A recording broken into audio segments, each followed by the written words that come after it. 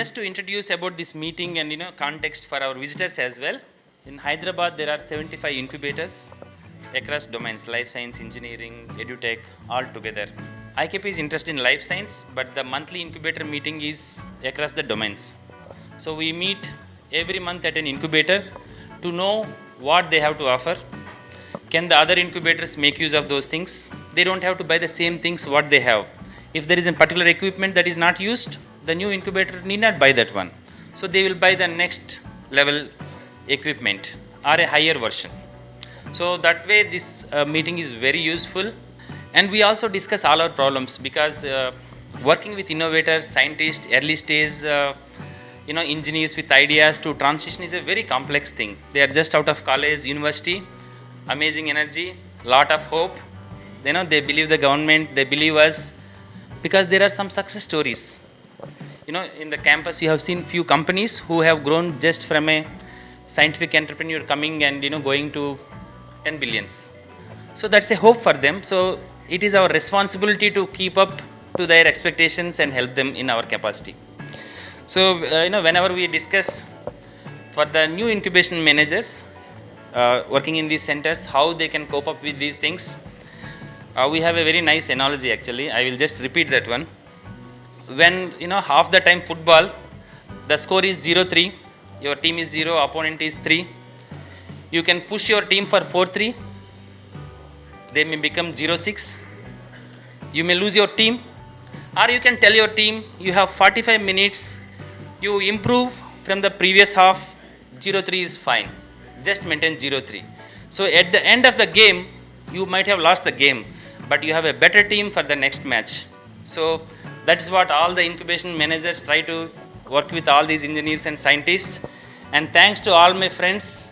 A couple of startups that we are coming up with is Atmos Blue. It is air to water technology. There is moisture in air, and there is dearth of groundwater, because population is going up in India. And then now with this technology we are able to bottle 1,000 liters a day from the current prototype, and that is one thing. And we are coming up with gynecare, gynecare.in, because there are many communities in India who are shy physical systems, right, into digital education, right.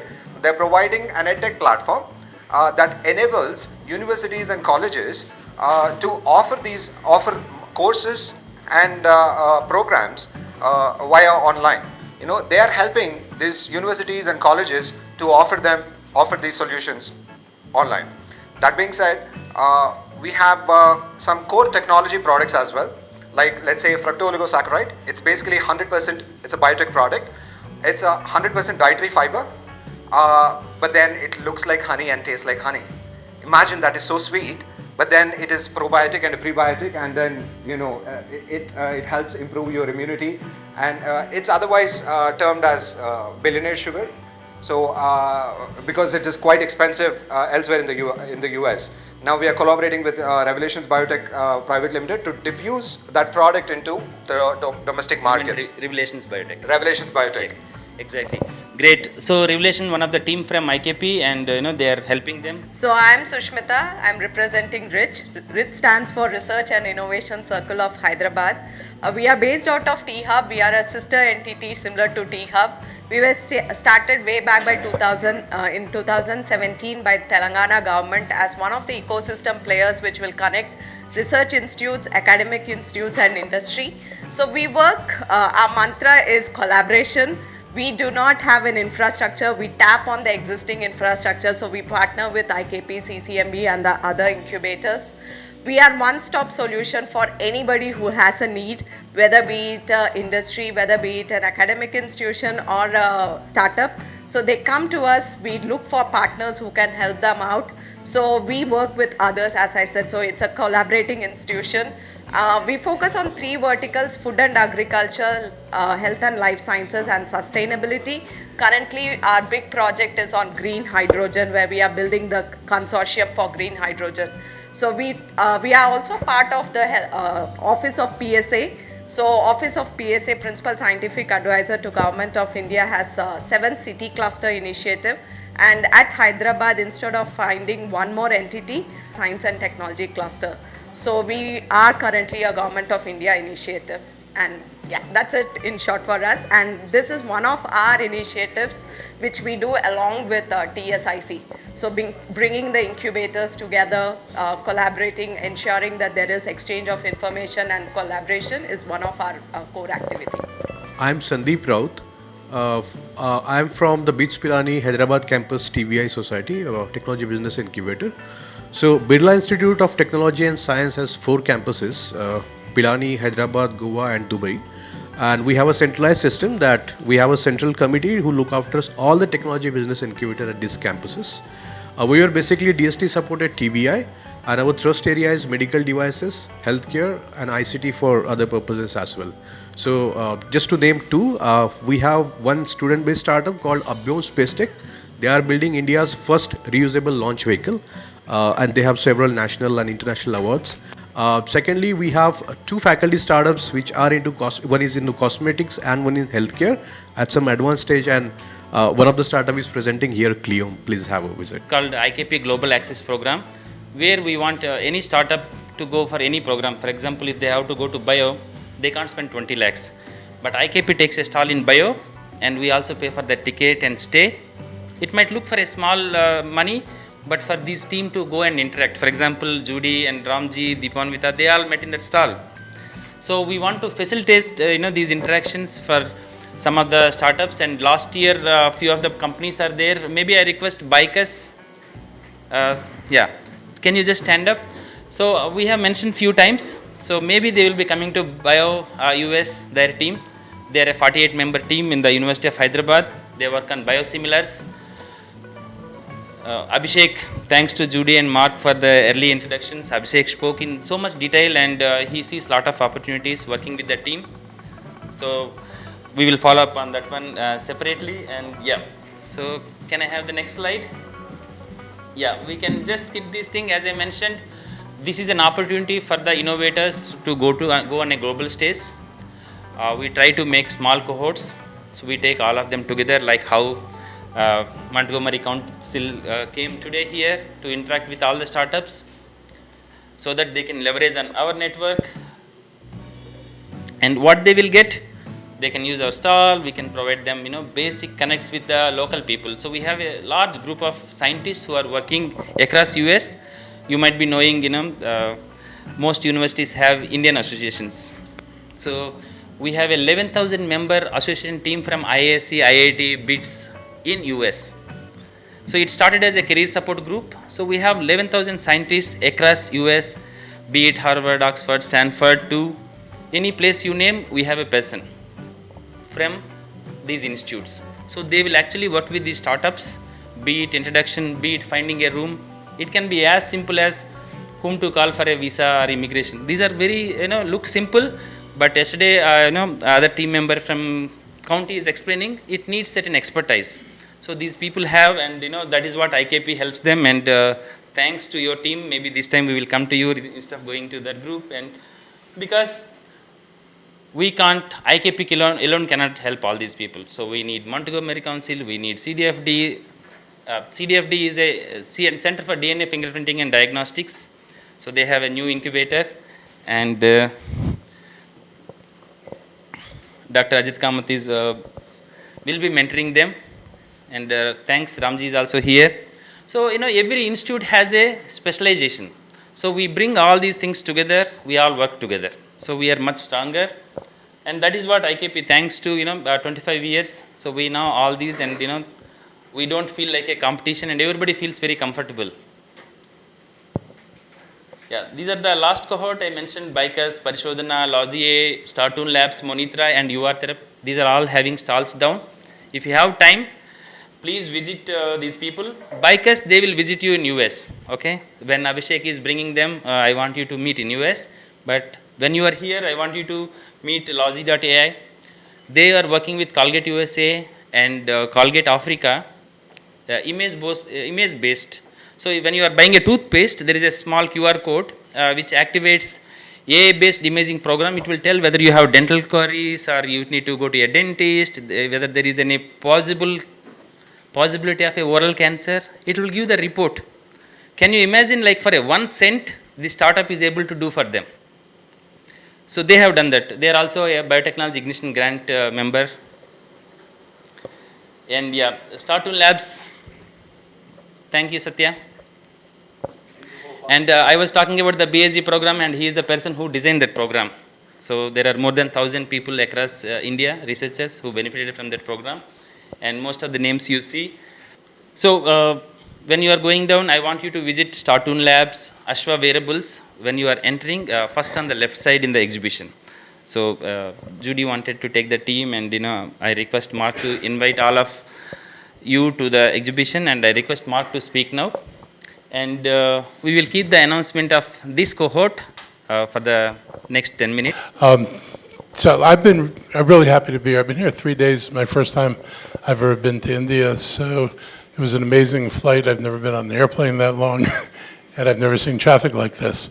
So it's kind of really remarkable. But on the other hand, the culture and the intellectual culture here is just astounding. And the number of facilities you have and the depth at which you're able to do work here makes me very envious. We have lots of companies. Probably our weakest spot is in the incubator space. We're the third largest cluster of biotech companies in the country. We've probably got number 4 in terms of tech talent. We've got probably most PhDs and postdocs of any place in the country. So we lead in a lot of different ways, and we've got major U.S. corporations and international corporations who make Montgomery County their home. But the thing we really need to do is to really push up what we do in the incubator space to grow more. And so for me, coming in and talking to people in incubators and seeing how your incubators are structured has been really informative.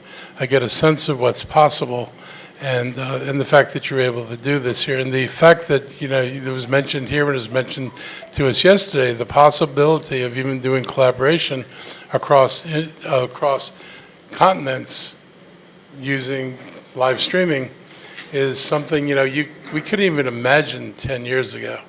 And now you have the ability to literally sit in a room with each other and talk about common problems and things that you're trying to solve with other people who may be doing the same thing across the world. So you almost have like a global campus, which is something I imagine we'll all evolve toward, a kind of global approach to how we share knowledge and how we distribute knowledge. And we want to be part of that. So one of the things the county offers for people, incubators coming over, we can get you connected to legal services, so you can get your visas, but also so you can incorporate your counties in Montgomery County in the state of Maryland. That's important because incorporating here means you now have access to federal, state, and county grants. And so we can help provide support, and we give grants based on the number of jobs people bring. There are grants based on moving expenses. There are grants where we underwrite rents per square foot to help make the space that we have more affordable to people who are moving and ready to transition. So we want to be able to provide soft landings for people in Montgomery County. We want to put you in an environment where you've got a lot of closely clustered companies that are doing work in this field where you can find people you'd want to partner with. I definitely want to talk to the person who said green hydrogen, because I'm mildly obsessed with this. We're about to redo our solid waste facility. We're moving to mandatory food recycling. And when that happens, I don't want to burn that food. I want to turn it into gas. And methane's easy, but if there's a path to hydrogen off of food, we want to know what it is. I understand it's like 2 bacteria and a fungi, from what I could tell from my research with AI. But if this is feasible and doable, this is something that is happening in real time in Montgomery County. So I hope you or anybody else who has interest in that particular field feels free to reach out to us and talk to us about it. But in the long run, we really do want to develop partnerships with people here. And if you notice our delegation, it's not just a bunch of government people here saying, come to Montgomery County. We brought a lot of people from the business community in Montgomery County, and a lot of them are looking for opportunities to expand in India as well. So I look at trade as a two-way street. It does not make sense for us to tell people to move to Montgomery County. We want you to expand to Montgomery County, and we want Montgomery County businesses to be able to expand in India, because we should grow both economies not one or the other. This is an opportunity for us to grow both. I know you all have a long history of colonialism. Sadly, it was longer than our history of colonialism, but the principle is the same. First world countries extract from third world countries and leave them with the worst. We want to make sure we're in a situation where we're dealing with each other as equals and we're providing equal value to each other. So this is really important to me personally because I have a sense of history that tells me you need to do the right thing, and that we're in a place now we can do it. And also in our delegations, two people that want to make note of, Amitabh Varshney, who's dean at the University of Maryland, and he's responsible for setting up in Montgomery County an Institute for Health Computing, which is going to begin the process of marrying AI to biological research. And starting to do this is at an earlier age for scientists. I mean, I saw scientists who were using this, but there are people who are older and picked it up in the process of doing the work. I can only imagine what would happen if young minds were exposed to it and then started approaching the work they do already knowing what they could explore using artificial intelligence. So we're excited about that. We're going to have an institute in Montgomery County. It's going to be on top of a metro station, which for us is a big deal.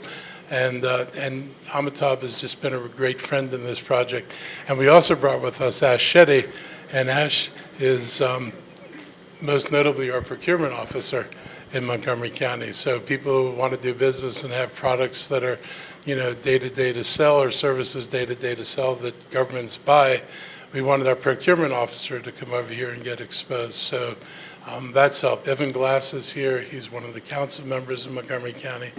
Bill Tompkins is here. He's the head of the Economic Development Corporation. Judy Costello, who a lot of you got to meet earlier in the process of getting all this put together, is here, and she's done an amazing job. And then you can look around the room and figure out who came from where we are. Where is Montgomery County? It is on the east coast of the United States. It's to about a 3-hour drive from the Atlantic Ocean. It is about 60 to 90 minutes to the mountains, which is kind of nice and cooler. And we're a lot cooler right now than it is here. And we're right next to the nation's capital, which is a good or bad thing, depending what kind of silliness is going on over there. But everybody knows about silliness in the political world, so we're not the only ones. And so we're dealing, we're close. And so we're close to major corporations. We have the FDA. So if any of you have anything that's going to need approval to get into the U.S. market, this is the place to be. If you wind up on where we're going to do the center, you're like a 15 to 20-minute drive away from FDA. NIH is like 2 metro stops from this. So, and then we've got a biotech cluster, which is up in Shady Grove, which is another 2 metro stops in the opposite direction. So we have a lot of concentrated things in Montgomery County. We have the Henry Jackson Institute. They do military medicine, except military medicine isn't exclusively military medicine. If you're dealing with burns and severe wounds, it applies to soldiers because they get them disproportionately, has implications for medical care in general. So we're in the middle of all this, and we're looking to grow, and we came here to find partners to grow with. And so I invite you to find out more about us. If you're interested, or you get to the point where you think you might want to explore American markets, we're here to help you get into the American market. And the last thing I'll say about Montgomery County, one of the most diverse places in the United States. 1/6 of our population is Asian, not a small number. We were 95% white in 1970. We are 54% not white today. So we've integrated lots of different people and lots of different cultures into Montgomery County. You will find amazing Indian food in Montgomery County.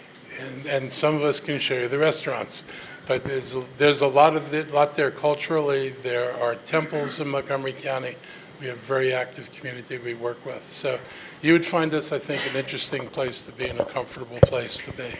So anyway, thank you all very much for giving me time. Thank you. I think it's great to have the entire team here, from Montgomery, with the entire delegation here with a lot of expertise in various areas. And as you rightly pointed out, I think it's a partnership, global partnership is the one that's going to take us forward. Things have changed a lot. I completely agree with you. Over a period of last 10 years, 20 years, 30 years, when we were all doing research, I did most of my work, preclinical drug discovery at Pfizer. We used to interact with some of the incubators there in the US, but now seeing all the youngsters doing it, and then this being a place for incubator managers to join together, it's a lot that the incubatees can benefit from. Okay, so my request to all the incubatees and then of course the incubation managers is to make sure that you take the benefit of this. Okay, they are coming with a lot of expertise, okay, a lot of knowledge, and more than that, their willingness to partner with us. Okay, so please take care of this and see how best we can partner with them and take some of the partnership forward so that we can bring some medicines or anything for the patients and for improving the humanity. We have had visitors from New Jersey. I don't know if they visited here. They have been visiting US, from US, they were visiting various parts of India, trying to do the partnership. We had people from Switzerland, offering very similar things. Various, parts of people from Switzerland coming here and saying, we want to partner. Again, this is a message for all the youngsters sitting there, it's opening up. There is opportunity for us from people from India to go and set up something so that we impact not only just India, but also outside, collaboratively, taking their advice, taking their partnership, and bringing some things together synergistically to the world. Thank you. Sorry, I didn't get your name. Welcome to India. Mark Helrich. Okay, thank you. Welcome to India again, and all the guests from outside India. Salubrious climate, wonderful to be in Hyderabad. Great to see you. My name is Satya, and very closely I've worked with Dipanvita over the last 15 years. I'm kind of an ecosystem person, building an architecture of biotech innovation in India. Last year, this time, thanks to the US government, I got a fellowship to go and spend a month across 6 places across the US, starting with DC, then Philly, then Akron, somewhere in Kalamazoo, saw Stryker's headquarters, and then Cleveland, Ohio, and then went to the West Coast to San Diego. We didn't want to go to the Valley. Everybody goes there. So, and then we saw a mix of things, the kind of innovation that is happening. In Philly, we went to the Navy Yard, which is I don't know, it's where the US ships were decommissioned, were brought to decommission, and now it's become empty. I think the decommissioning happens now in the West Coast. So I think the state of Massachusetts, is it? Yeah, has given it at a very, almost a throwaway price of 1,200 acres of land to build biotech innovation there. So that was an amazing thing to see. But you have had a glimpse of what exciting stuff is happening in Hyderabad, and that is an exemplar of what is actually happening all across India. Hyderabad is leading in pharma innovation in India for the last 30, 40 years, 50 years. And the incubators that are here, many of them come with resident startups. You name it, those companies, those startups. Startups, as another colleague of us in IKP said yesterday, are rebels, right? Because they are the ones who are shaking things up, trying to do new things. And what we do in India now with the incubation space, IKP, to me, is the leading organization in this space. And what we do, I don't work in IKP, by the way, so it's an unbiased opinion, is we are in the biotech, medtech, health tech, agri-tech, whatever you can think of. If you think in terms of S-curves, we are just getting into the place where the hockey stick part of the S-curve will happen.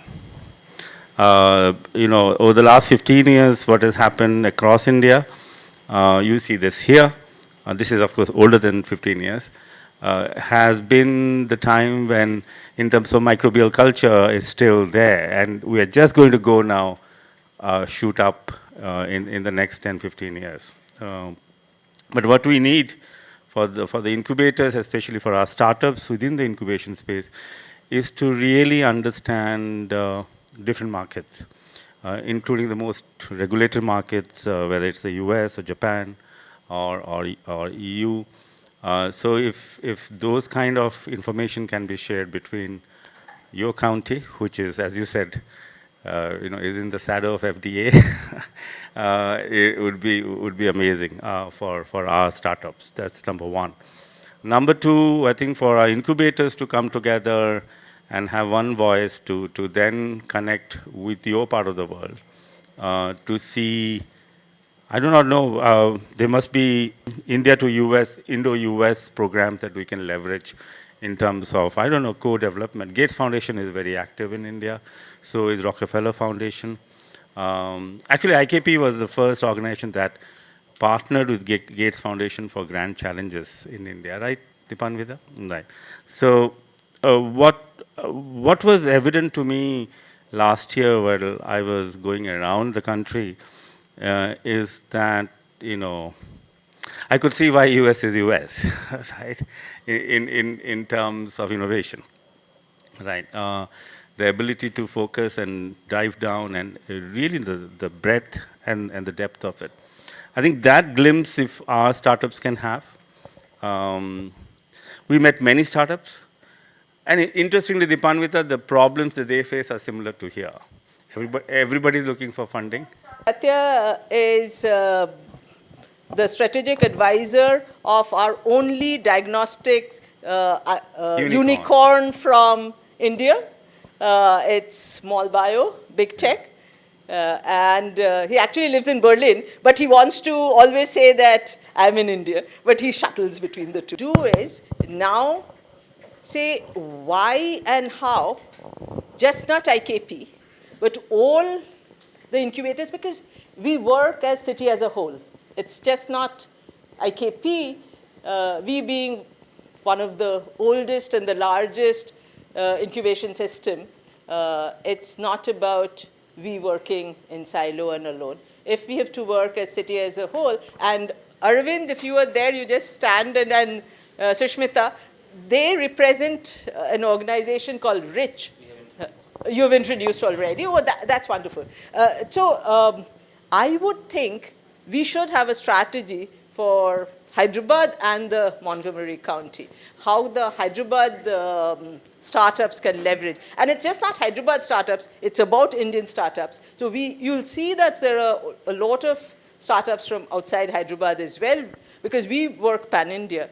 And the idea today, every month we have in Hyderabad an incubators meet. That itself just says, and we have 57. But each time I ask Jayesh Ranjan, he just increases the number. So I'm very confused. You call it 70 today?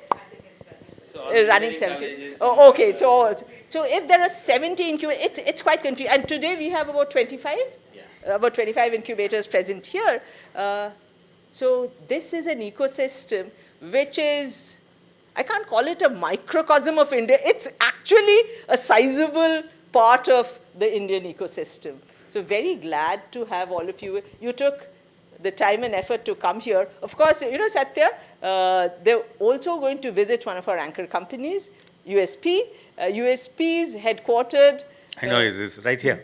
No, they're not headquartered, they're headquartered in their county. Yeah, in India. Yeah. So I remember when USP came. Yeah, you remember. India, right? So yeah. I remember from the day one, Srinivasan was the person at that time. I don't know any one of you had interacted with Srinivasan. And of course, Ron was there, a great pillar. And Girish Kapoor, who's heading the USP site in India, and I think he's looking at Asia Pacific as well. Girish will be here because Girish said, I'll also come. So that's the camaraderie we share.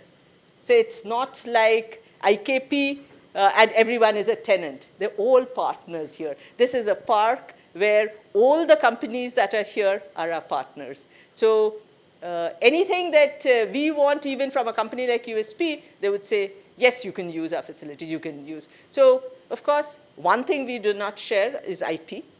Intellectual property is sacrosanct. It's theirs. It's for each companies, but facilities and other activities we share. And that's the beauty of the park. And I'm sure there'll be similar facilities, similar opportunities that your county presents.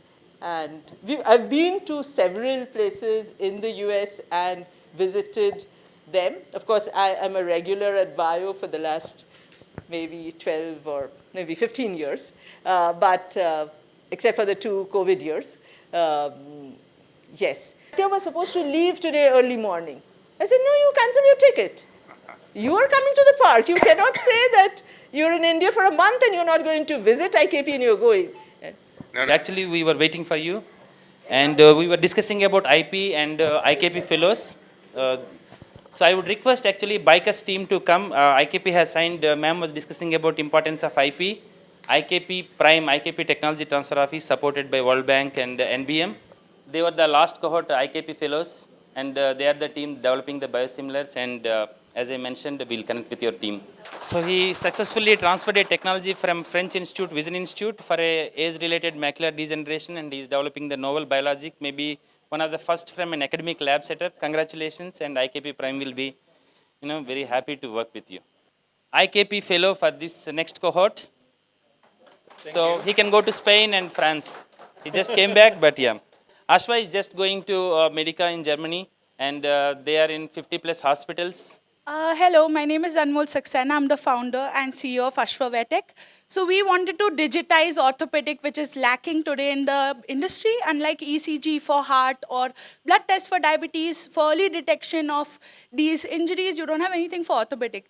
So what we've done is we've sort of digitized the biomechanical and kinematical movement of the joints, and then we give you quantified data reports. So at early stages, you know what's happening, and you can track your progress through physiotherapy. Thank you very much. On his way to raise a So, reasonably large. fine. So, we are a precision oncology company. Although we have an affiliate here in the at the Bionest Aspire Incubation Center, we work actively in the US.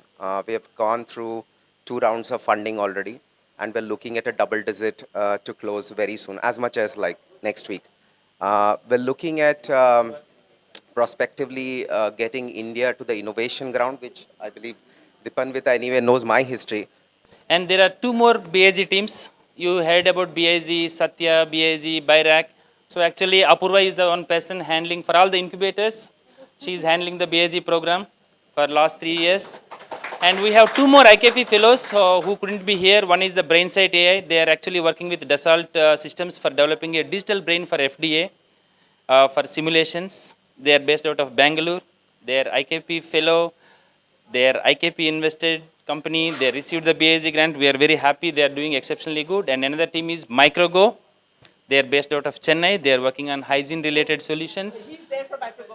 So during COVID time, they quickly developed the touch-free sanitizer solutions, which can be used in the trains, hospitals, hotels, airports. Their first.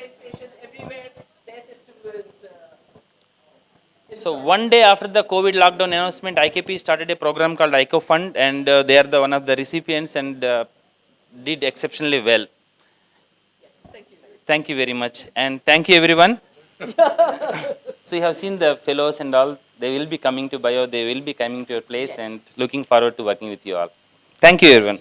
And we'll be back here. Please, looking forward to.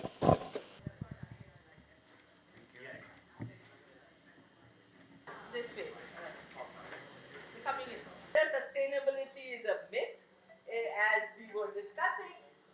What is sustainability for buildings? To discuss that, we have 3 eminent architects who work in that area. Dr. Vinod Gupta ji. At least 2 of them are School of Planning and Architecture veterans. And why I'm saying SPA is one of our leading, most important probably. And Dr. Bhalla, Mr. J.R. Bhalla, because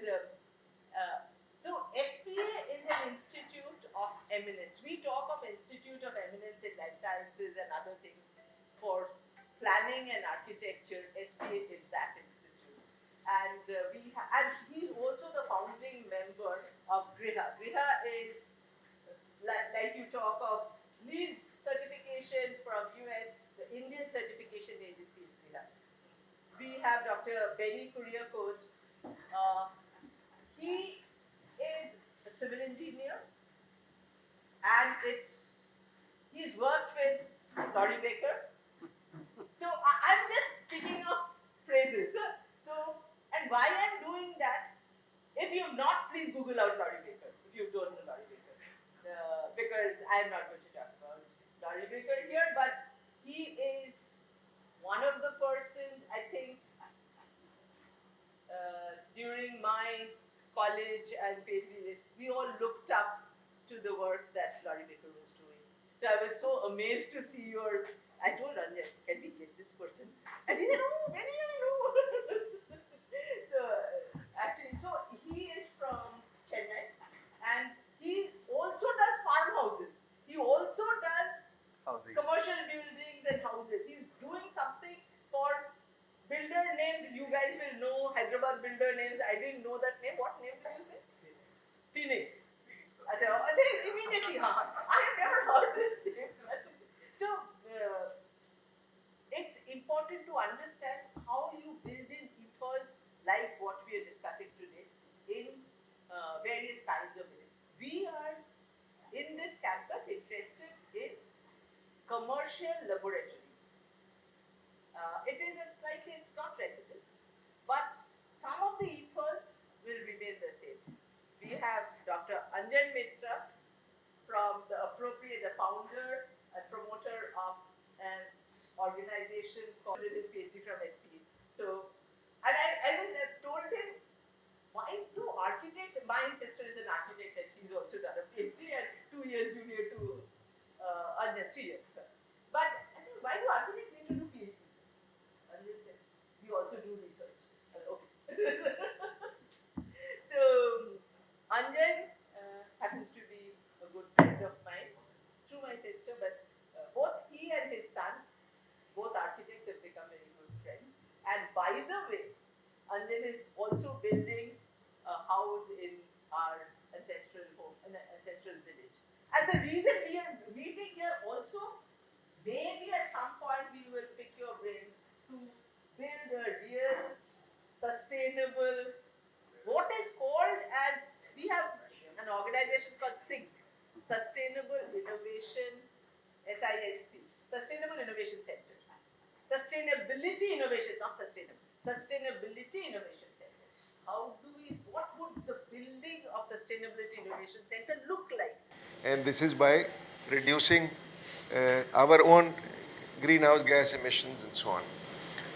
But green building certification, LEED was the first one that happened, and when LEED came in 2001 to India, GRIHA was also taken up at about the same time. I think a few years later, Terry had evolved this system, and GRIHA rating became the Indian system for doing this.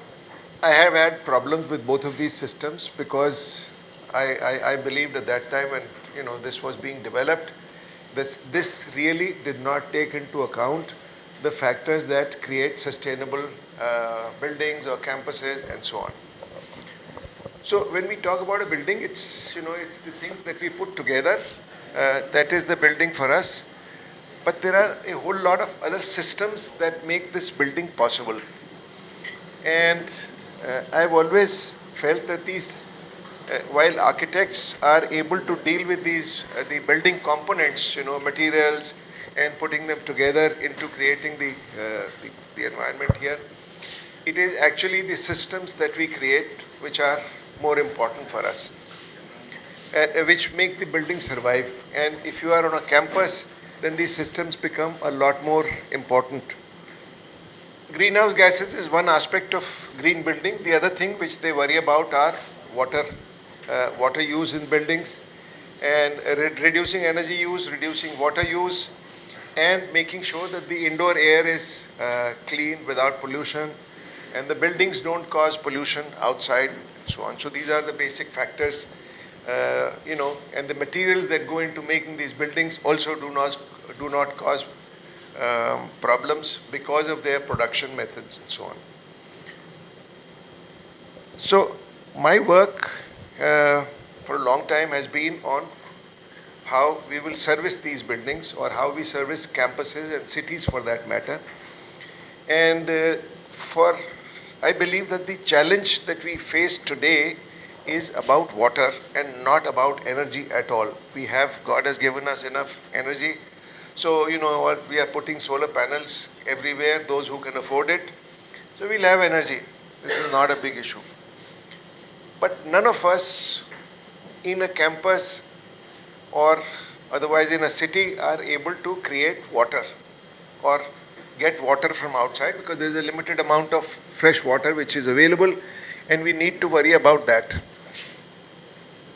When we talk about cities and we plan water systems and campus water systems, we are really talking about the what we call the experiential water consumption in the campus.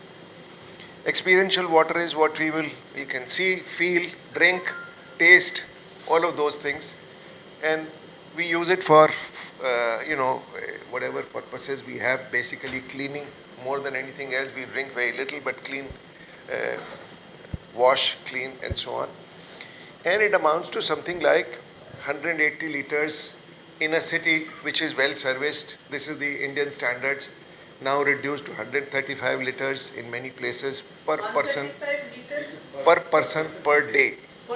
Per day. This is the experiential water consumption.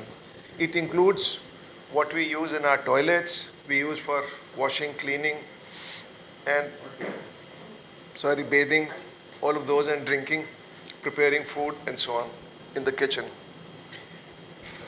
The other water which every one of us uses every day, it is the water which it takes us to produce our food. And the amount of water that is taken by us, absorbed, which is not experiential, is virtual water consumption, is not 180 liters, it is 1800 liters per person per day. And what would that be? It is the water that would be there to grow the tea that has gone into this cup, and the milk and all the food that we eat. And it is not a non-vegetarian diet. We have taken the typical Indian diet which has very little non-vegetarian stuff, but basically all the vegetarian food that we eat and so on, all this takes water, and it is 1800 liters. So it actually makes no sense to worry about how much water we consume, experiential water we consume. The water that we use in a campus, in a building and so on, also comes out of this as dirty water, but it carries many nutrients in it.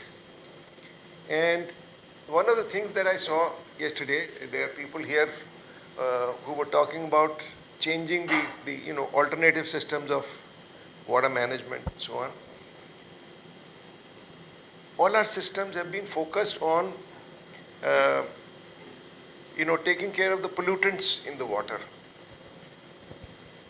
Our issue is that if there is a drought in any part of the country, in a city which is where the city is in a droughted state, the city is the only assured source of water supply at that time. Now this is a bit of a contradiction, because how does the city become? The city has political clout. The city makes sure that whatever happens to agriculture or villages and so on, the city will get its water supply.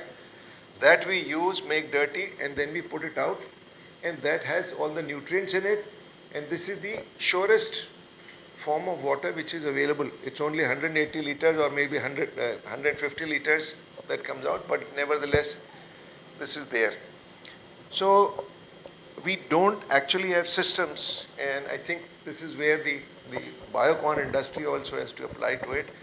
We need systems by which we can recover the nutrients in the water, and then we would be able to do better than what agriculture does. 70% of all the water in the world is used for agriculture. And it's basically inefficient system that we have. What we can do in urban situations where we are assured of this water supply and we have more money available, we can do more efficient systems of agriculture and thereby reduce our water consumption. If we were to apply, let's say, aquaponics or hydroponics or aeroponics, any of these systems which consume very little water to produce food, then the amount of water that we can save because of whatever we are consuming within the city or within a campus would be many times more than the amount of water which we have actually consumed in the city itself. So 180 liters is what we are talking about, but we can probably save, if we grew only vegetables and not grain, we'd save 300 to 400 liters per person per day. This is the possibility. Anyway, so I come to IIT Gandhinagar. They had asked us to do they were looking for a green sustainable campus at that time. None of these green building rating systems make sense because they are only talking about how to measure, what to measure per square meter of built space. How much space we build is not the question at all, and therefore we can do whatever we want. Next, please.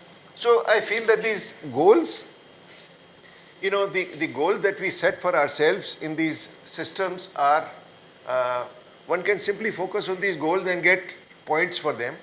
And this is what has been done in a campus like this or in a building like this. And we didn't want to repeat this in IIT Gandhinagar. I had to set up new goals which we would be able to achieve differently. Let's please go ahead. So today, green buildings are now people are talking about net zero energy buildings. When they talk about net zero energy and net zero water, they're talking about space stations like this. So space station recycles all its water and all the energy it gets from the sun and so on.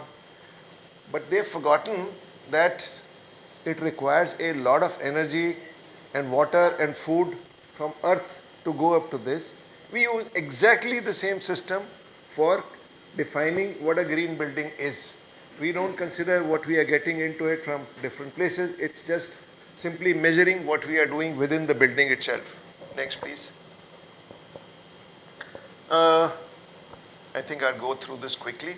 But the goals that we set up for ourselves were biodiversity was very important, social equity, minimum water and energy imports, zero waste, and car-free mobility. This is a 400-acre campus, and we wanted it to be car-free. And we wanted to grow energy and food within the campus itself. Next, please.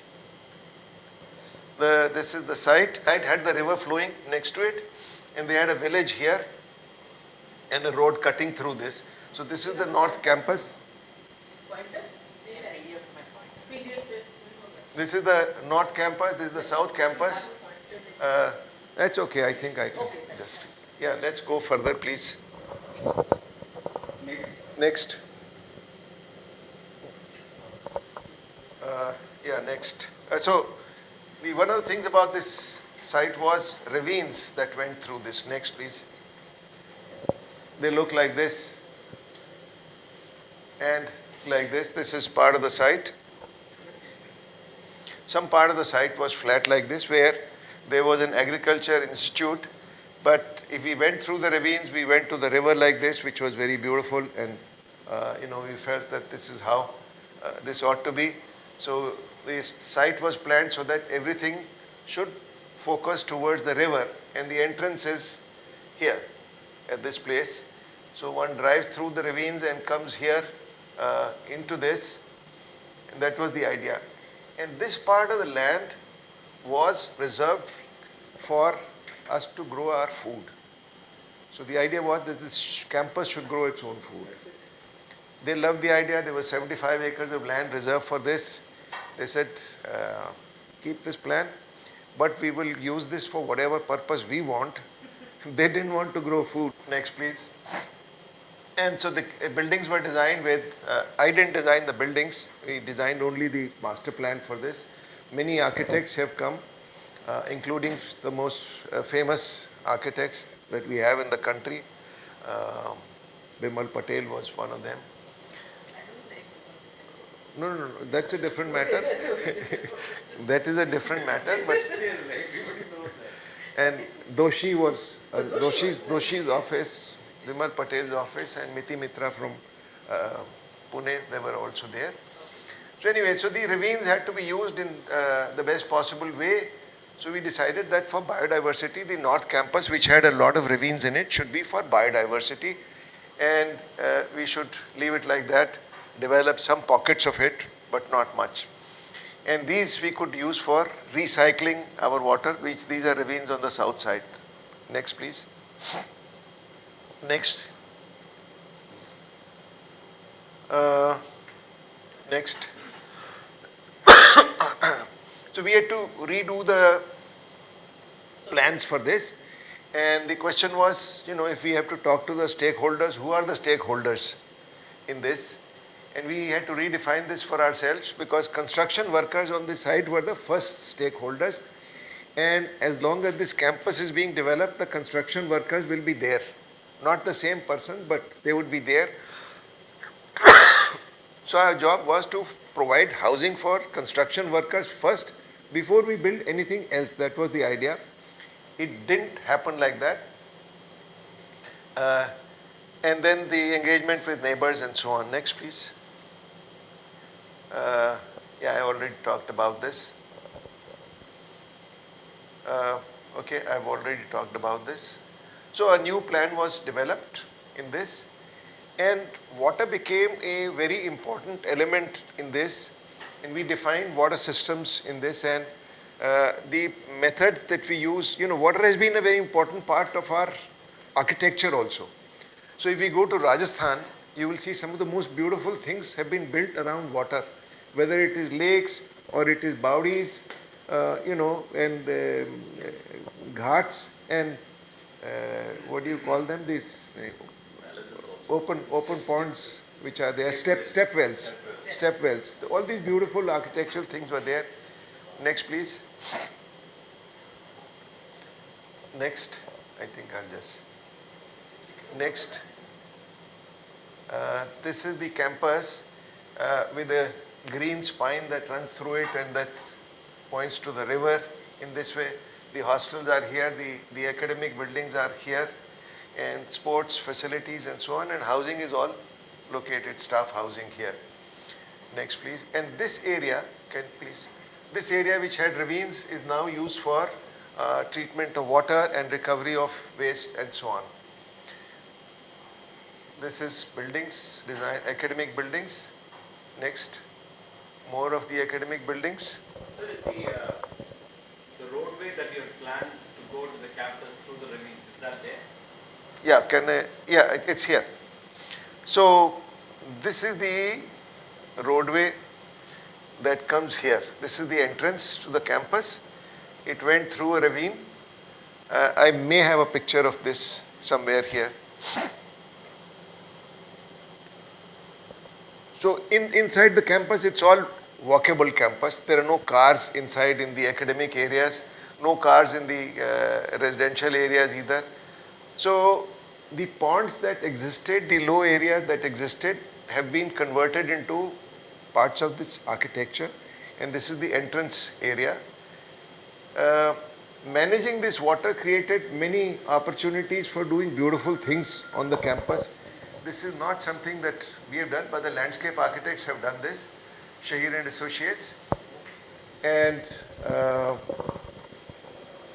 where there were existing ponds, again, they've been used for rainwater collection, and they've become an important part of this campus. One of the things that happens is that water is not there all through the year.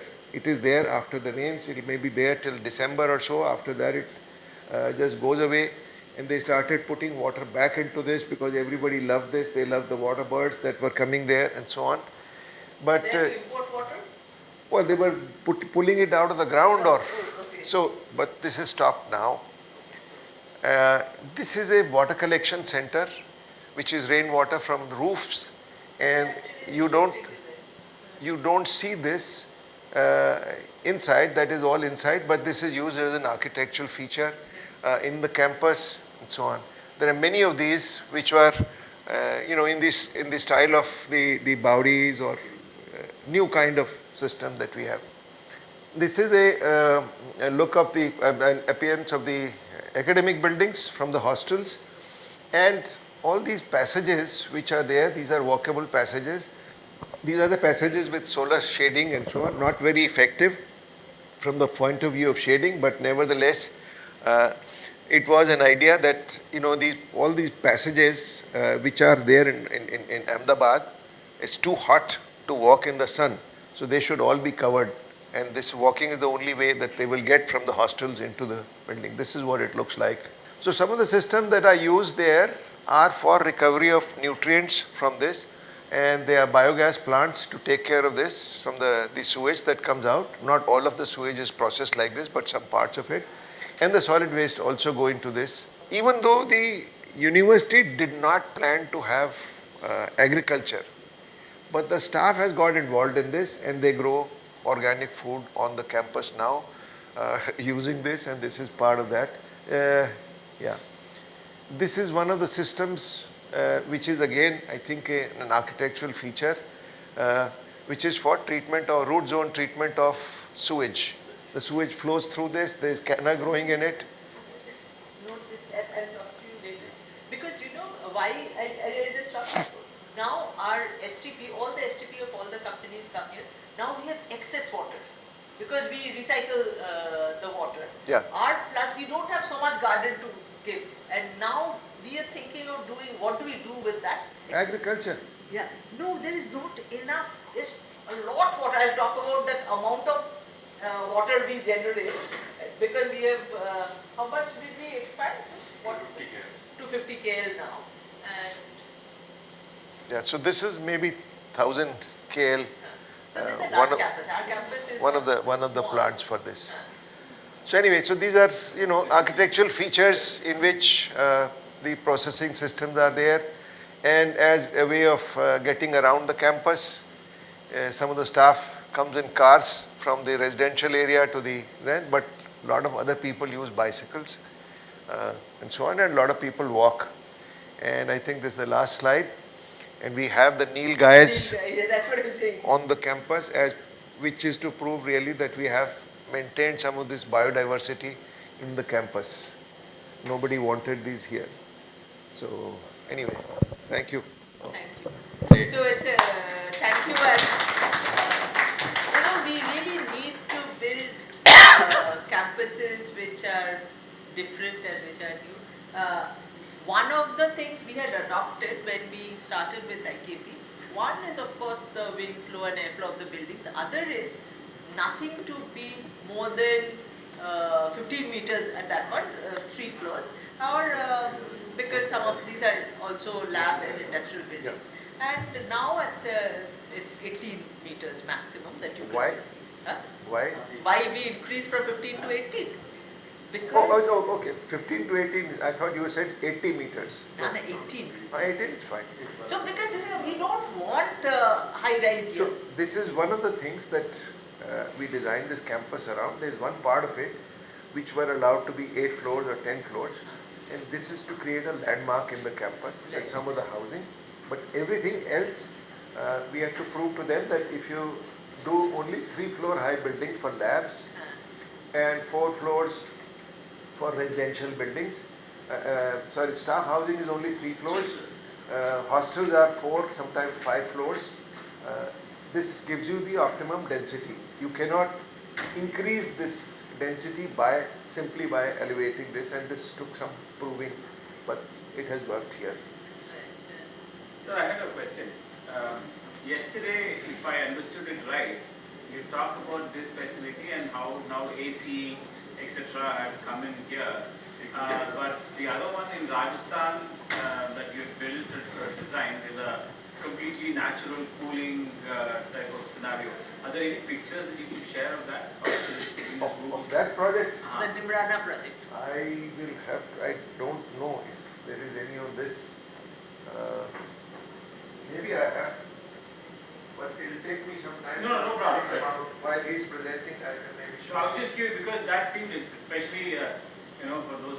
gone to Rajasthan without AC and how it holds is a... No, it is with AC. AC is evaporative cooling. Evaporative cooling, that's what you put, essentially, and we have a system of drawing air in underground tunnels.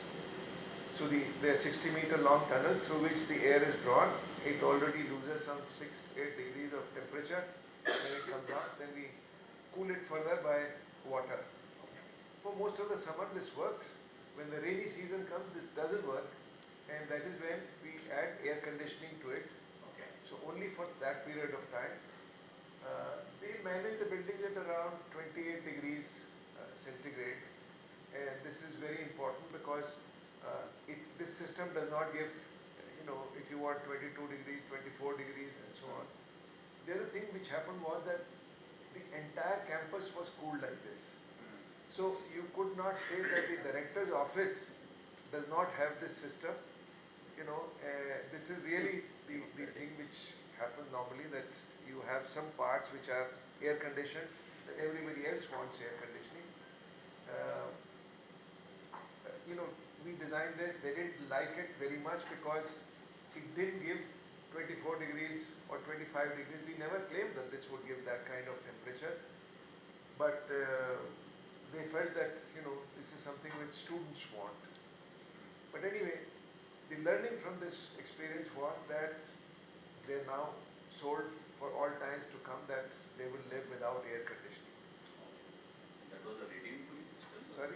Not radiant. Not even a radiant. No, this is a centralized evaporative cooling system. The air is cooled and supplied to the all the buildings. I may have some pictures which I can show. What will happen to us when we go out of the air conditioning clean rooms? Sorry? We are from the air conditioning clean room background. Yes. So, I would really love that kind of system comes, but it will have a huge impact on the convention. Your industries, yeah. No, it won't have it. Because this has air conditioning built into it, we just don't use it. Only for the monsoon do we use. Yeah. So we are concerned about greenhouse gases. We are concerned about energy consumption.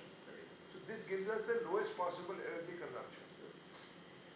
As far as you are concerned, you are still selling air conditioning. Happy to know. It's a good marriage for us. By the way, the lead rating system was created by the air conditioning industry to sell more air conditioning to the rest of the world. We had a long debate last time.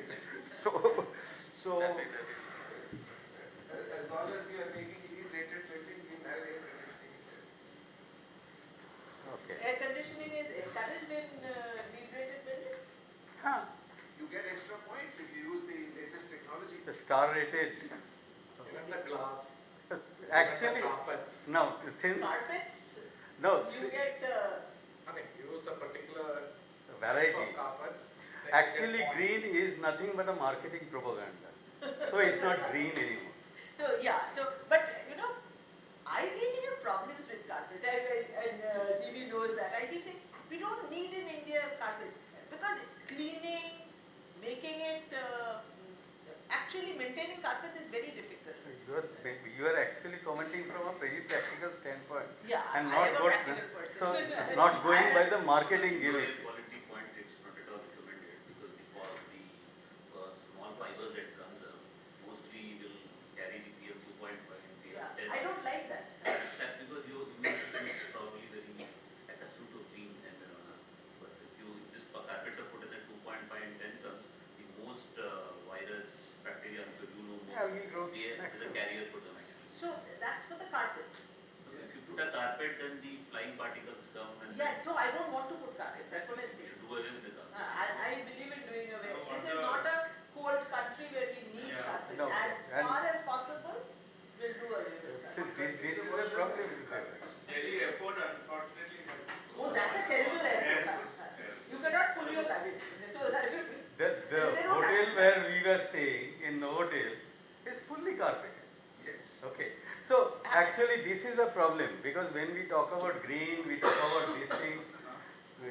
Today morning we were discussing some of the points that we are having this green energy rated, and because green certification is a marketable option, the certification itself is nothing but a pushing things in a particular way. There is no question of any sustainable material. sustainability is basically a concept. That concept is proven by Dr. Gupta. That you have to believe in understanding the true nature of what is sustainable and for a larger cause. This is something, so what in terms of green, we are very anti-green. In fact, Nimesh Patel has coined, and that is one of the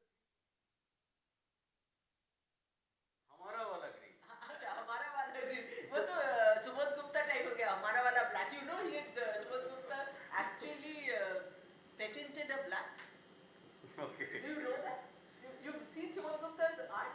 It's in London, this huge thing, those Bartan Vagara, they give you the installation. Subodh Gupta is a huge name, but he has patented a black color. Can you believe? No, that is so That's Subodh Gupta. this is so basically sustainability means actually a concept. This concept is very core to the that's an Indian concept. Just look at any vernacular building to start with. Whatever parameters that we are fixing it today, everything is there in any rural village, in Himachal, in any kind of very extreme climate, even in the desert climate, the things that Dr. Gupta has clearly mentioned in Rajasthan. Rainwater harvesting system is as old as 400 years, used in a small medieval town called Vishnupur. It's a drought prone area which was run by the king who belonged to the fisherman community. They actually hold the water and that became a strategic survival point of that town. What they have done is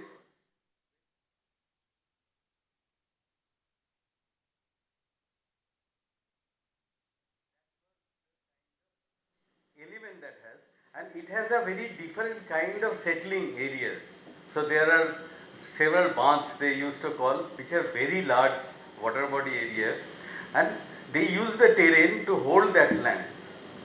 Water was the very basic of any habitation. Today Delhi is ready. All the metro cities are actually, Mumbai, you have to buy water. Darjeeling, the hill towns is really surviving only from a rented out water. This is the point. So we have to understand sustainability means different in different contexts. So as he was planning a large kind of a campus, in that campus he really pointed out the most crucial factors, and that has to be context generated. Where he is building, for what purpose is building, and that is an institution. So whatever the value that can be promulgated can be then added to. We are not fortunate to have that kind of a large campus to deal with. So what we are trying to do is looking at our own home ground.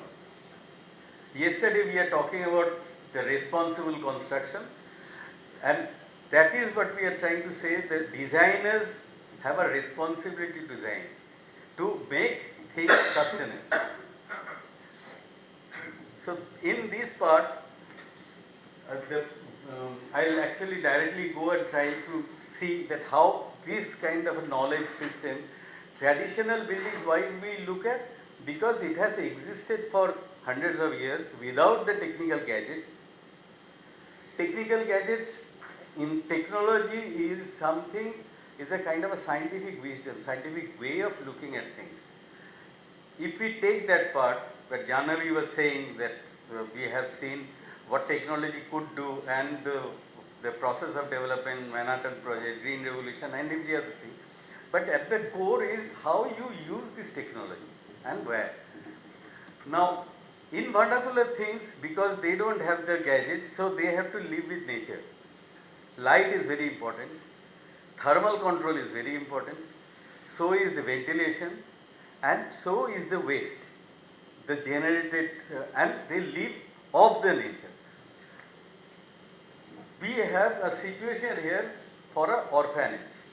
This is in a very extremely rural area, about 150 kilometers, in a small hamlet called Paushi. by the side of an Odisha-Bengal canal. It was a small kind of an orphanage of 60 students, orphans to kind of thing. So everything is like all the major institutions is grant based. So every time they have to really depend on what kind of grant to be able to survive. Penny is here. We were part of a very interesting thing called Incredible India campaign, which is basically promoting community-based rural tourism. Tourism is a circuit which is a kind of multidisciplinary. A lot of things do come in and it is more of an experiential thing. So it is out of nowhere, you are creating a kind of interest where people should be coming. So there is a very interesting dialogue that they have borrowed. It's a Government of India and UNDP program. So they said there will be, for any development, there is a hardware component, the tangible ones that you build, and then there is a intangible component, which is the software which runs this hardware. A very interesting kind of a vocabulary to depend on. So we architects will look after the tangible parts, whereas the NGOs who are actually working with the communities looked at capacity building, soft skills, other development to run these kind of infrastructure. So one of that NGO that we worked in West Bengal, initially they were called tour and travel operators.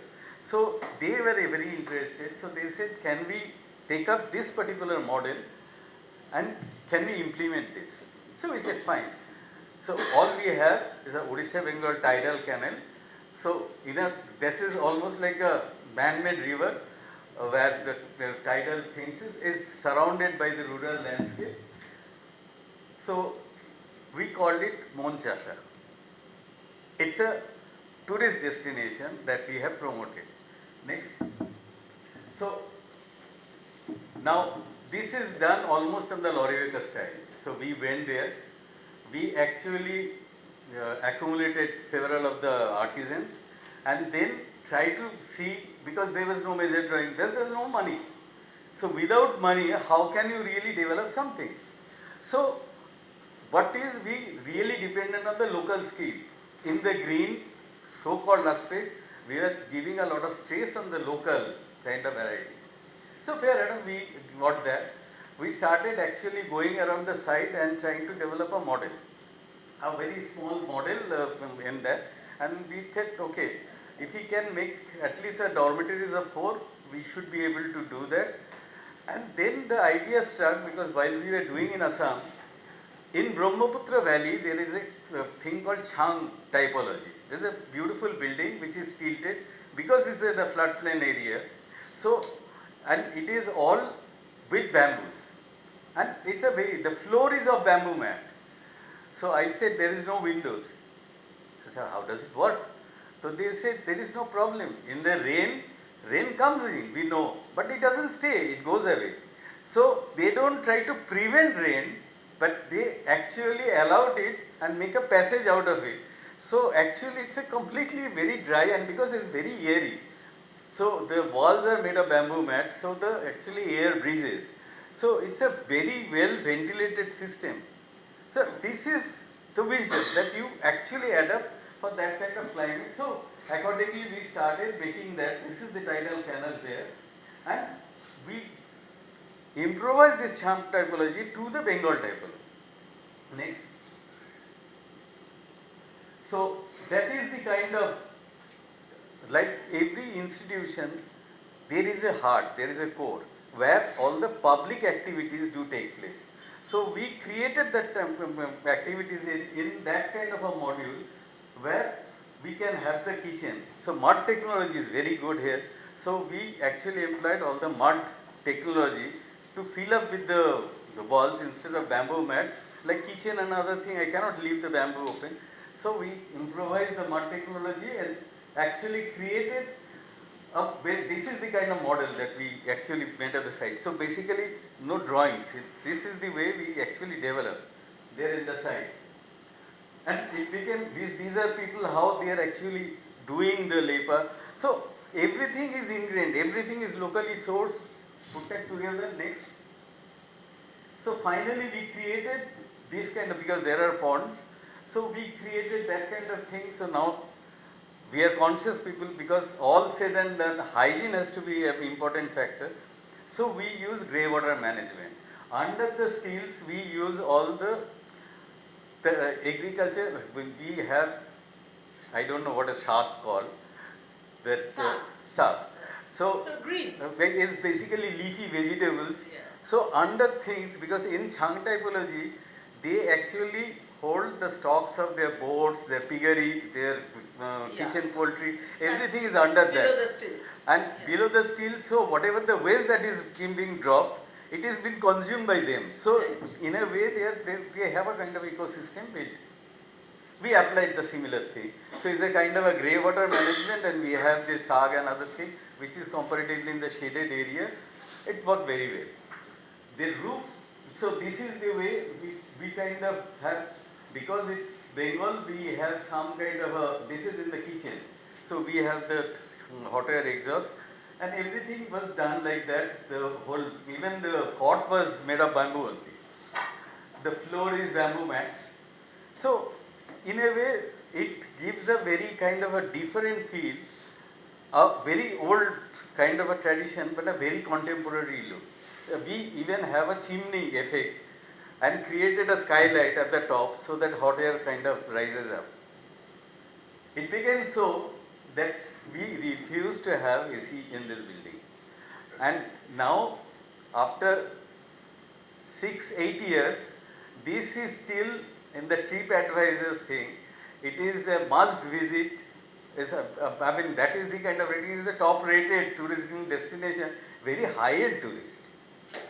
So what really has done is, and then we thought building the building is not enough. The experience is enough. So we actually brought in the local folklores, the way of the rural lifestyle. So if you want to actually experience what a rural Bengal life is, so the village community do take part. So that is the kitchen and dining area. So that became an adda khana, because normally these kind of activities are completely gone. So by design, we created this kind of experience to kind of warm up. Then the dheki is there, because that is the way they used to do that. So dheki pad. So basically, all villages would have pounding rice. Yes. So there will be a stick, and then there's a hole where you put the rice. I think most of the traditional systems do have something like that. Well, have in every state. Because this is a very common to our kind of culture. So this is one aspect, and we kind of, it needs a maintenance. So it's not a maintenance free. We have used thatch. The kind of variety of thatch that was originally found was not available, so we have to, so there is a regular maintenance cycle that we have now inbuilt into the term of a festival. So this is what actually, if we talk about sustainability, this is a way forward to take everything into the aspect and design. My thing is, we are looking at laboratory buildings. Yes. And this is residential tourism is like, how do we convert some of that ethos, but where we can actually do lab work or other kinds of stuff. How to multiply it here? No. Because some of the ethos will change. Can I ask a related question? So while we're talking about these as buildings, but if you look at our urban jungles, extend, so this is the one on. Yeah, Can it's we a one. integrate some of these into or retrofit it into our town planning so that you have more, if not completely the sustainable building Right. practice getting there? I'll come down to that. Yesterday I have shown you exactly a similar kind, the tannery, old tannery building, how that can be retrofitted into something. If you are talking about a laboratory building, okay, let us look at the functions of that. Now, for particular laboratory experiment, what is the kind of space you need? Now, there is a kind of a norms and standard, because when we talk about space, we generate about a very large space. It can be a hangar, it can be something else. but there is a kind of a possibility that light can penetrate only so much. So what will be your depth of the building? That is important. Then what is the orientation of that building? Because the way you orient your building will also be energy sources. Actually, when we talk about this vernacular building, it is actually we are talking or thinking about the design rationale. So what I can gain from here, I can utilize the similar thing in different building typology suited to this logic. That is where actually it matters. And that is why there also there is a space requirement, because if it is a graphic animation studio, you need certain pattern, certain style of operations. Depending on that, you develop that. But your approach to water doesn't change. Your approach to light doesn't change. In fact, we have done a very large advertising firm called Bates and Clarion in Calcutta, retrofitted in an existing building. There, the major departure was the major workspace, the creative space, which normally the bosses, they actually, on the like what he has suggested, that no part of the parcel, there was not any kind of hierarchy in that sense. But what happens to any kind of offices or compartmental buildings, you will see that it is the administrative boss, the human service, the managers, they will always get an air conditioned space and they will occupy where? The perimeter area which has the maximum view. What they do with this? Because they are not a people who are thinking or creative. The major problem is where the production what really happens, it is for the, because in advertising agency, the marketing people, they actually look for that kind of ambience. So what we did is, all the workspaces are on the perimeters and we put all the centralized air conditioned space in the central spine. So as where the communication is much better. And what we have done is, we have taken the advantage of the new technology. We created is almost like a Riviera. So it's a street that we created within an office space where all the workspace do come in front. So it's almost like a street, say as an urban scenario. And in the Riviera, we have created so much of daylight that you have coffee shops and everything in the street in circulation. You change the perception. So it doesn't look like a, kind of, a standard conventional office space with cubicles and things. People have to love to do work. And if you are thinking of creative, this is the where the design is coming in front, how you really convert this energy. And now if you can create a green space which is open like that what you have in the courtyard, but in a more intimate and accessible sense, it really increases productivity or creative productivity by 42%. So good design space increases productivity. Absolutely. And Elon Musk has done it in his factory. He has his office in this central position. Again, he just sits in an open factory. When you are suggesting about air conditioning, I completely, I've been to Google office in California. the factory, they talk about the So beautiful design. actually this is, so when we are talking about sustainability, it should be able to sustain the workers. Like he has put the students at approach first. So here we, in a lab situation, because laboratory otherwise is a very kind of a siloed kind of a intention. But you are not always concentrating on that. You have to leave a space for thinking. Where is that interaction space? Our research where interactive space is an essential component of design. If you don't really revolve around that, then the ideas don't come. Ideas come through interactions, not only on the laboratory space. So this is when we said, so the departure of an idea should be like that. I'll just take you to an urban situation in a different scale. That next, the other one. Achha, we have 10 minutes Oh, more. I think I'll stop there because then many will not have enough time. Only thing is Dr. Gupta. Because you have to leave at 2:40 and you do. No, we are going same way. You are going with the same. Because I have 6, he is Okay. 5:45. Okay, Very very please. But very good presentation.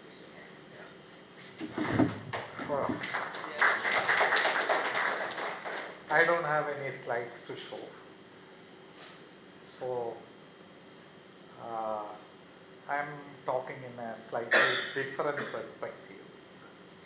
One is that sustainability should be seen in a very broad context. It is not the environmental sustainability which is the top. Social sustainability is very critical. You want to use the mic? Can you hear there or? You can hear. Okay, fine. Not able to. Yeah. Hello. Yeah. So it's not the social, it's not the environmental sustainability. I have to look at social, cultural, psychological sustainability also, which in many cases we forget about it. This is one of the very common things which has happened. In India, during the 60s and 70s and 80s, all these vernacular buildings which Anjan was trying to show around has been replaced by flat concrete roof buildings. I grew up in a flat concrete roof building which my father built in 1960s.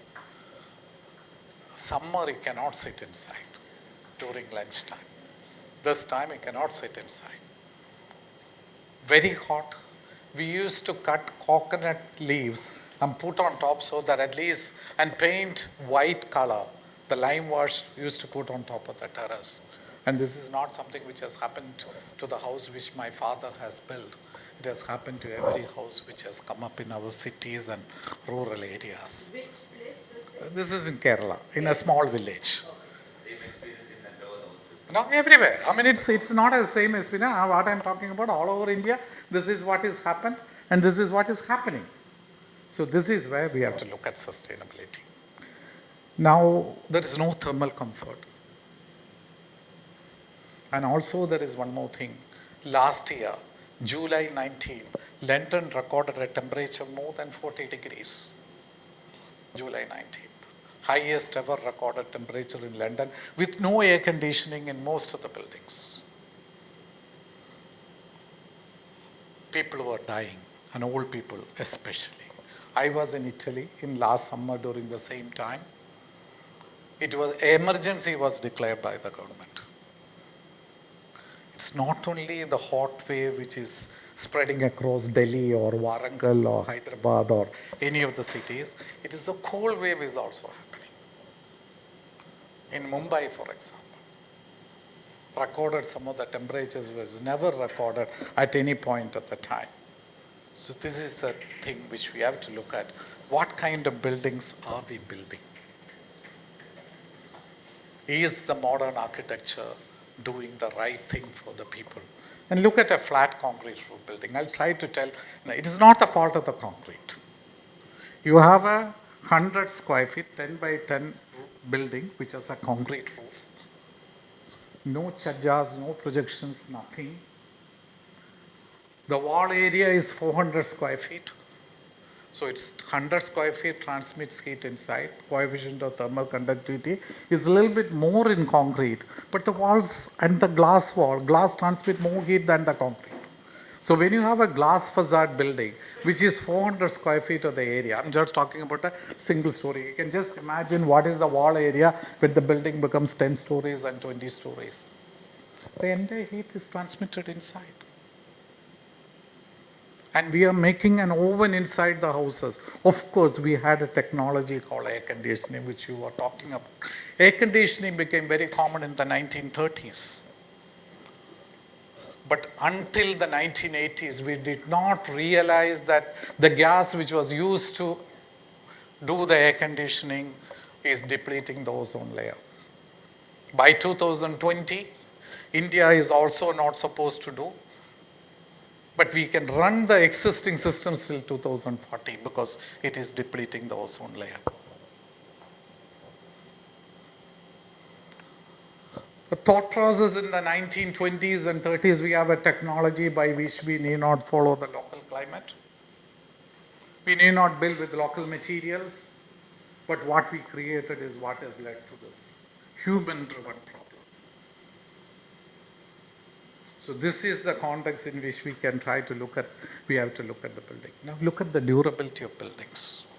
When I joined my first year in civil engineering in 1979, my professor of civil engineering told me, you are going to create buildings which are going to last 750 years. Which person will think that the concrete buildings will last 750 years? The thought process has changed. When I did my master's in UK in 1986-87, which was the topmost institute in the world teaching conservation of buildings, there were 2 books on conservation of concrete buildings. Now there will be 2,000 books on conservation of concrete. There was a time people thought that if concrete buildings last, I ask this question to every forum when I do, nobody tells me more than 75 years. Some people say 30 years, some people say 50 years. So if we know a technology which lasts only for 35 years or 50 years or 75 years, why are we teaching the younger generation of architects and engineers to build in concrete? We don't teach them about mud or bamboo or timber or thatch or any of these things, where we know very clearly that our traditional buildings lasted for more than 100 years or 1,000 years or more than that. I don't have belief in any of the modern materials. Asbestos, when it was used in the 19th century, it was considered to be a wonderful building material. People thought that it solved the housing problem, but till the 1960s, we didn't know that it caused cancer. 1970s and 80s, now India has also banned cancer, banned asbestos because it causes cancer. All the plywood which is there is producing formaldehyde as a vapor, and formaldehyde is a carcinogen. We are breathing carcinogen. I have a client who is an oncosurgeon. He says many patients, cancer patients are increasing. You just check your family, somebody goes around you. I mean, because we are breathing carcinogen. 10 years ago, melamine plates were used in every wedding and function, cheaper thing. It is banned now. Nobody sells melamine plates, any of these things. I'm talking about the kind of lifestyle. So what sustainability are we talking about? Not just the buildings. We have to see things in a very holistic way, which is very, very important. We need to have an integrated approach towards sustainability. The present approach, I agree with both Dr. Vinod and Dr. Anjan, that LEED is a marketing gimmick. It is so superficial that is not doing any justice to any of the problems that we are facing in sustainability or climate change or global warming or whatever these things are doing. If we look at sustainability, the best sustainable measure is to conserve our historic buildings, old stock, because they have already made its impact on the building. The greatest principle in conservation is reuse, recycle. When you are doing recycling of the entire building when you do conservation. Why are we demolishing our historic buildings? I mean, we don't mind going and staying in a historic building for paying $1,000 a night, and we call it heritage houses for Havelis and things like that. If a old building doesn't have natural light, the solution is to put a new window. Who prevents you from doing it? Why are our approach not changing? And you cannot blame the architects and engineers because they have been taught like that. What we need is not medicines, we need a major surgery, which is very, very important. And nowadays, timber is considered to be the most sustainable building material. Bamboo, yes, bamboo and timber and all those things, because considered to be. There is 1 year ago, a building of 24 stories high was inaugurated in Austria, Hoho Tower. You can Google and find out. 85% is timber. I myself have seen timber buildings not built recently, multi-story timber buildings in London city itself. There are architects who do buildings in timber. A whole satellite township is coming in Finland built with timber. So we have to look at this. Why are we not taught about any of this. Why are we not talking about these things? We are pulling down the historic buildings, we are pulling down this, we are pulling down the earth buildings and all those.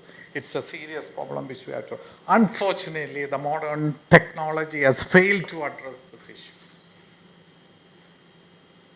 And it's not a problem which we will face when I'm working in sustainability or watching sustainability on these issues for the last 30, 35 years or 40 years.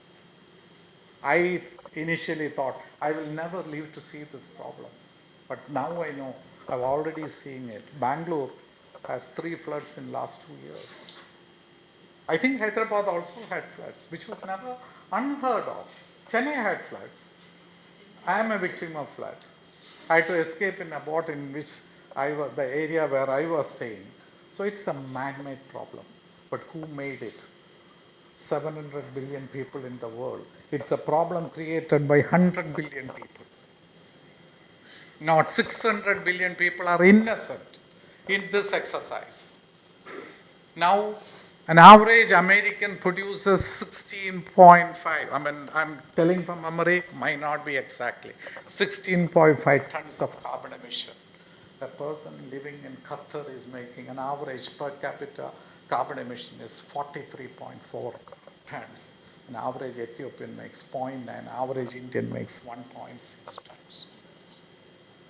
Bangladeshis make much less per capita than Indians. Even the Indonesians and the Indians and the Ethiopians and the Bangladeshis produce carbon emission equivalent to that of an average American. The world will come to an end. It will come to halt. I am said in many forums, I'm still saying it here, it will be another 20 years when the government will put a ban on new buildings. New buildings. Whose way? This is already climate change and everything is happening. Nothing, I mean, if things are going from worse to worse, 3,000 climate scientists say that the temperature should be controlled, Kyoto Protocol, what have we achieved? We had a politician like Trump or one president in Brazil who thinks that Amazon forest should be converted into agricultural fields. We will talk in forums about sustainability like this, that everything should be done. But what are we doing as a country or as a community or as a people or as an organization? This is very critical and this is a serious issue which is to be done. Build according to the climate, I'll just 2 minutes, I'll just finish it. Build according to the climate, use local materials, use timber as a building material, use bamboo as a building material. We can still build 24-story Ho-Ho Tower in Vienna is the classic case, 85% timber, including the external cladding. Ho-Ho Tower in Vienna. Now another 26-story building is in the making. So we have to look at the latest 21st century know-how. What the science are. What science are we using in our buildings? What savings are we making? We know very well how much heat is transferred by the concrete and by the glass, but still we build in glass. And this is where the problem is. And if we don't do it, we will be doing a great injustice to our children and our grandchildren. It is possible to build, and with an optimism, it is possible to build, but architects and engineers have to drastically change their attitude towards what a sustainable building is. It is not which is done according to LEED rating or Graha rating. It is something which is different, which our ancestors have shown all these years. That is what Anjan was trying to tell. I'm emphasizing that. That is what is required. You can still build multi-story buildings, but do it in such a way that the buildings last. Sorry, you can move. The topic you're talking is something very close to my husband and me. So we actually, so when we started saying that let's look at sustainable home, biggest challenge we found was awareness, accessibility, skill sets. So sitting, say, in a city like Hyderabad, I did not know of architects who knew about it. If we found architects, in fact, we spoke to you as well.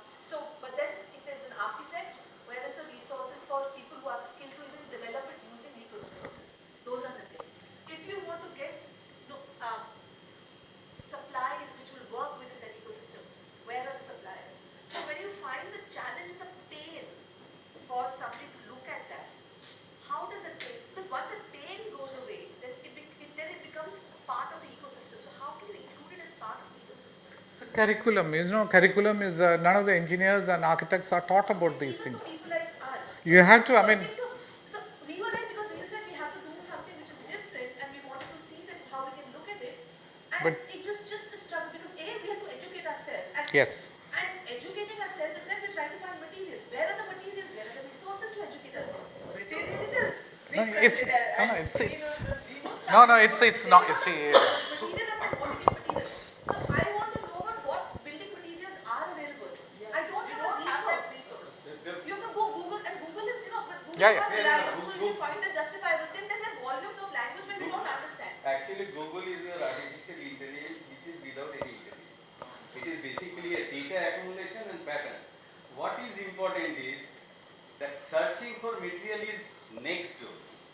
In fact, actually the thing that I have not shown you, it is an extension of an original, a small little existing building.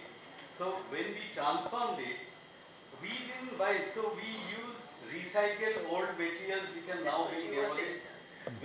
Now the thing is, so it is not, you have to really search for the material. You definitely know what is available and put it together in a... no, but Anjan, Information. yeah, the problem is that Anjan and I will perhaps know, or some architects will know, but it doesn't reach the public. There is only 2% of the Indian population have access to architects. And out of the 2%, how many will advise properly? That is the problem. If I want to put a sellotape somewhere and fix something else, my father-in-law, the local jockeydaar, may be able to tell me about what I can get, but that's not a viable solution. But if I want to understand that information has not percolated down. No, it's a very, very tricky situation now where education is not happening, awareness is not there. People don't know. Many people make this, whoever wants to doesn't have access to such an information system. It's very unfortunate. And if you approach a conventional engineer, they will or architect, they will say, don't do like this. You understand? It's a very, very tricky question. But I am of the opinion it will be forced to do things. My question, will yeah. we be forced to do it when we have no choice, like what happened during the COVID? Yeah, that's it. Got developed in 8 months. Yeah. Everything came together in the span of 9 months. What takes 5 years, 8 years happened in a year. So again, Of course. See, the thing is, where are we moving? All the Kyoto Protocol and all these things, none of them are being implemented. Which country has followed the Kyoto Protocol? So one thing that Victor is suggesting is, can we start in Knowledge Park in our sustainability part discussion on materials and in collecting information on materials of this kind as well? Because we are very life science focused. that would be a great beginning, but I completely agree with you. If I probably invite all 3 of them to a ISHRE platform, don't quote me anywhere outside. ISHRE is the Indian Society for Heating, Ventilation and Conditioning. Indian Society of Heating, Heating, the AC. And there's a bigger society called ISHRE, which is the American. There'll be no takers. There will be no takers. No, And in fact, if I become them, I become the villain. No, that's not. But I say, in the interest of the nation, I'm a bigger, I'm No, no, see. But still we have to pursue. I think This is what our role is to bridge people. And it takes time, but we can still do it. If we can. what Sharma sir told me. पंगा लेना पड़ेगा. पंगा तो लेना पड़ेगा. No, it is. But we worked with government I know 50 years back. How tough was to even talk about anything with government. They won't even Government is understand. receptive. I think the government is Now, government has been receptive, but there are lots of people coming. But what you are saying is people with interest, in the interest of time. People with positive, their profit interest will always operate. What we will do is, we will move to the food area and have the discussion. Because I do not want Then to business life. to miss the slide. That will be.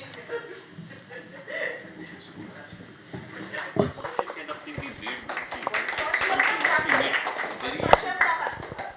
We will do Like-minded it people. slowly. Only like-minded people. Do things So, and at the same time very focused. Very wonderful.